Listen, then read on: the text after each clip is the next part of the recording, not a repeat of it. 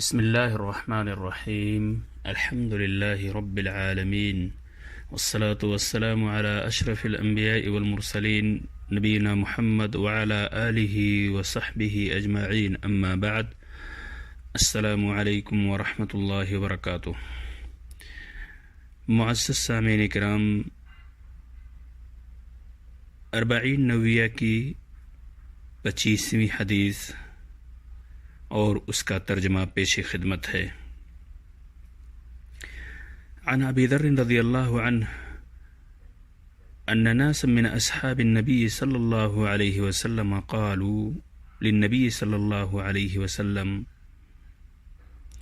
یا رسول اللہ ذهب اہل الدثور بالأجور يصلون كما نصلي ويصومون كما نصوم ويتصدقون بفضول أموالهم. قال صلى الله عليه وسلم أوليس قد جعل الله لكم ما تصدقون به؟ إن بكل تصبيحة صدقة وكل تكبيرة صدقة وكل تحميدة صدقة وكل تهليلة صدقة وأمر بالمعروف صدقة ونهي عن منكر صدقة وفي بضع أحدكم صدقة. قالوا يا رسول الله أيأتي أحدنا شهوته ويكون له فيها أجر؟ قال صلى الله عليه وسلم أرأيتم لو وضعها في حرام أكان عليه فيها وزر؟ فكذلك إذا وضعها في الحلال كان له أجر. رواہ مسلم. ترجمہ: ابو ذر رضی اللہ عنہ کا بیان ہے کہ نبی اکرم صلی اللہ علیہ وسلم کے بعض صحابہ نے آپ صلی اللہ علیہ وسلم سے عرض کیا، اے اللہ کے رسول، مالدار لوگ، دولت مند لوگ سارا ثواب لے گئے، وہ نماز پڑھتے ہیں جیسے ہم نماز پڑھتے ہیں، وہ روزہ رکھتے ہیں جیسے ہم روزہ رکھتے ہیں، اس پر مزید اپنے مالوں میں سے وہ صدقہ و خیرات بھی کرتے رہتے ہیں، اور وہ چیز ہمارے پاس ہے نہیں کہ ہم بھی صدقہ و خیرات کریں۔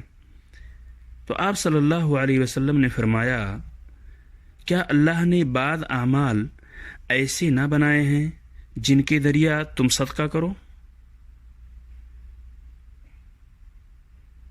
ان بکل تسبیحۃ صدقہ، ہر تسبیح یعنی سبحان اللہ ایک صدقہ ہے، اللہ اکبر ایک صدقہ ہے، ہر مرتبہ الحمدللہ کہنا ایک صدقہ ہے، لا الہ الا اللہ جتنی بار کہیں گے یہ بھی ایک صدقہ ہے، نیکی کا حکم دینا بھی صدقہ ہے، برائی سے منع کرنا صدقہ ہے، اور تمہاری شرمگاہ کے حلال استعمال کرنے میں بھی صدقہ ہے۔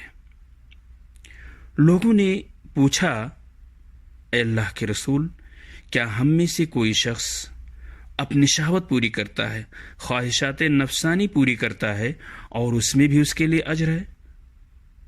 آپ صلی اللہ علیہ وسلم نے فرمایا، ارأیتم لو وضعها فی حرام اکان علیہ فیہا وزر؟ مجھے بتلاؤ، اگر وہ اسے حرام میں استعمال کرتا تو اس پر گناہ ہوتا؟ بالکل ویسے ہی کہ حرام میں استعمال کرنے سے اسے گناہ ملتا، ایسے ہی جب اس نے اسے حلال میں استعمال کیا تو اس کے لیے اجر و ثواب ہے۔ یہ روایت صحیح مسلم کے اندر موجود ہے۔ سامعین کرام، انشاءاللہ آنے والے درس میں دوسری قسط میں اس 25ویں حدیث سے مستنبط احکام اور فوائد کا تذکرہ کیا جائے گا۔ السلام علیکم ورحمۃ اللہ وبرکاتہ۔